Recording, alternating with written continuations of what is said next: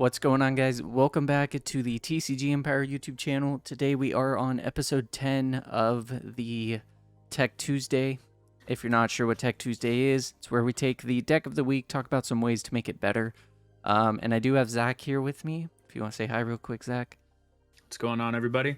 And so today we are going to be talking about some cards that you can play to better your matchup into Urshifu Inteleon, or some cards that you can play if people start playing these cards. So I'm going to let Zach start. We do have Manaphy as the first card. So Zach, take it away. I feel like Manaphy is kind of self-explanatory. You take a look at Urshifu VMAX and you see that it does 120 to two different Pokemon, and you immediately want to protect your bench. So Manaphy is almost an auto include if you're trying to counter the Urshi Intel deck. It can get a little dicey if they're trying to set up like a Yoga Loop play, but if you don't put the Manaphy in play, you're just giving them free reign to just kind of do whatever they want to your bench, and that's not really something you want to do for that deck. Next, we do have Radiant Tsareena. Radiant Tsareena is a good Radiant if you're trying to actually tech in order to beat Urshi Intel, as you can heal 20 damage from each of your Pokemon, which means if they only get one snipe off with Inteleon, you can heal that damage off. And also, it kind of messes up their math for being able to move damage around with Radiant Alakazam, and then also being able to Yoga Loop. So, it is good. As far as Radiant slots, I mean, there's some other Radiants that you could play, but specifically for the countering of Inteleon and what it can do, Elegant Heal is perfect. So, next, we do have Flying Pikachu, which Zach will talk about. So Flying Pikachu might seem kind of weird at first glance because a lot of people know this card for the effect of the attack, which prevents it from being hit by your opponent's basic Pokemon during the next turn. But what Flying Pikachu offers you into the Intel Urshi matchup is the fact that it does just enough damage to one-shot an Inteleon VMAX, and then it's also resistant to fighting rather than being weak to fighting. And given the numbers that Urshi does, 150 if they're hitting with Gale Thrust, or 120 if they're hitting with a Rapid Flow, it means that at minimum, this Pikachu is going to be able to take 3 hits, potentially even 4, coming from an Urshi VMAX. So while it may kind of seem weird that, you're trying to play Flying Pikachu versus an evolution-based deck, it does really well into the typings of the deck rather than, just being there for that basic counter. Yeah, and I mean, the fact that it does, like you said, have resistance as well as 310 HP. I did the math, and if Urshifu uses its first attack to hit 150, the resistance puts it to 120, and then with 2 Rapid Strike flows back to back, you deal 180 damage because the 120 becomes 90 damage. And so if you don't have Alakazam out, that means that you leave Flying Pikachu with 10 HP. So it's really tough. Next, we do have Tinglu. Curse Land is a very good ability to use against the deck. Basically, it shuts everything off. You shut everything off from Alakazam all the way to Octillery. And with Land Scoop, you can, depending on what kind of list you're playing, if you play the gloves or anything like that, you can, 2-shot some of the VMAXs and then also shut off their abilities. And also with Land Scoop, you do get to place damage counters, which means this paired with Hawlucha and other things, it really lets you just kind of take control of their whole board and force them to really not be able to do anything except for draw a card, attach, attack, and play a supporter and hope it goes well. And most lists don't play boss because they manipulate damage counters. So they're going to play Escape Rope. So if you have 2 Ting loose, basically set up, you're in free range to just kind of switch into another one, and there's nothing that they can do.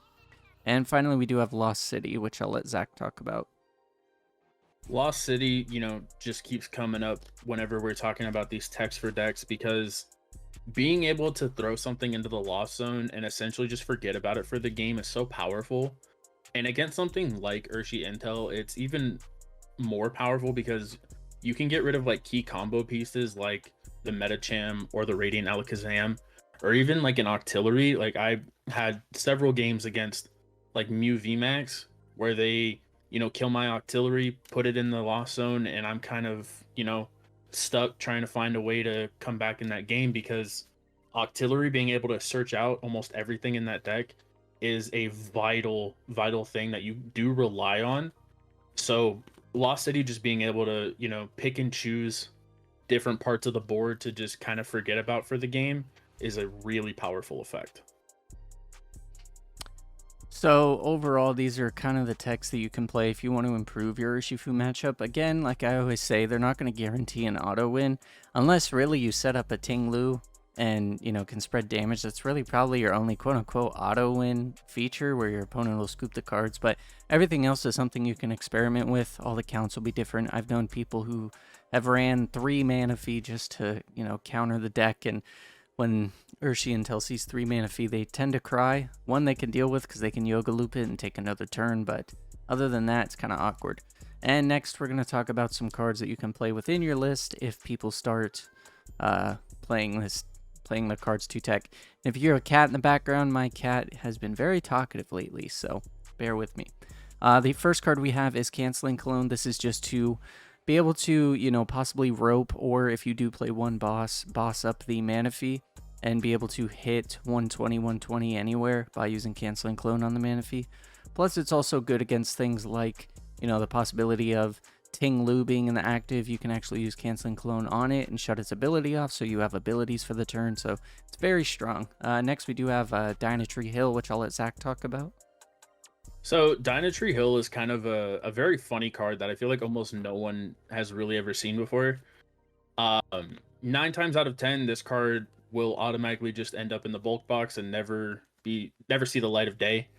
But for Urshi Intel specifically, it's actually not that bad of a card because depending on the matchup, you really are trying to stack up a lot of damage on your opponent's board, and preventing them from healing that off can be a big deal.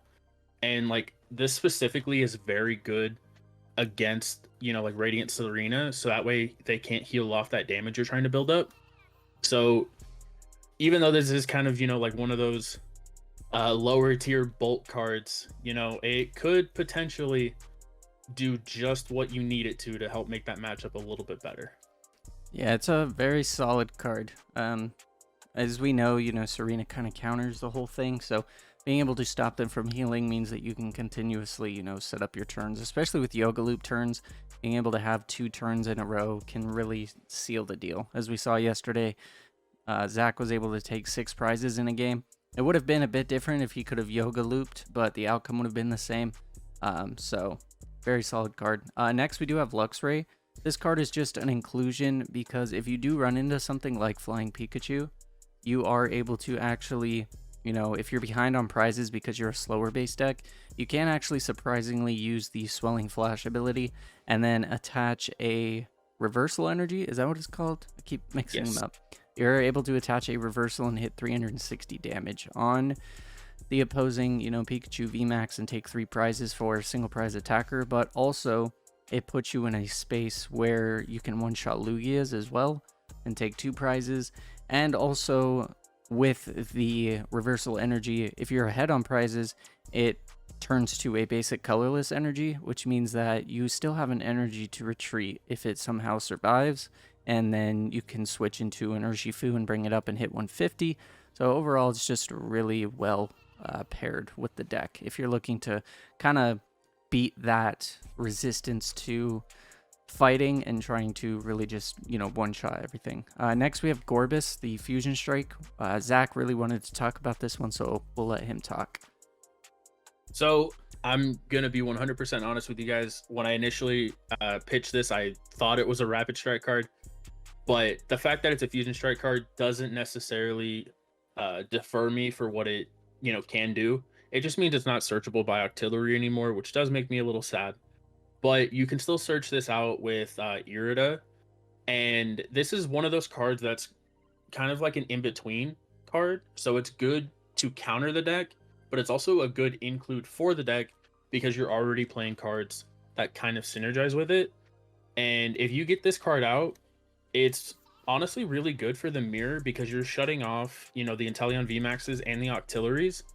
And as we kind of, discussed earlier with the text for or playing against the deck, if you can target down that artillery and, shut down that consistency engine, and then even shutting down that spare damage coming in from the Inteleons, that's really massive.